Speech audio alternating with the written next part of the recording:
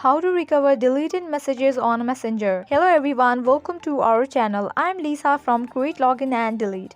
Now let's jump straight into the process. Open your Facebook app. Here we go. Make sure you have already logged into your Facebook account.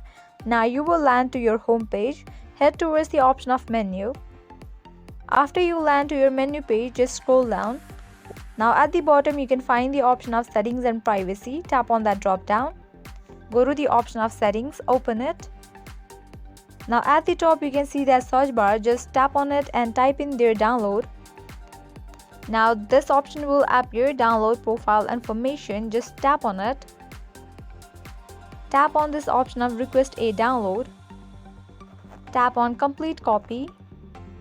Now here you have to just set up different options. First you have to type in the email address that you have access and you will get notified whenever your all details are ready in this email address. So make sure you enter the email address that you have access. Likewise, just tap on the option of format and from here you can just select the format. Likewise, go to the option of media quality and here you can choose any of the option. Here I'm gonna set it to medium. Likewise, tap on the option of date range. Now from here you have to select the date range.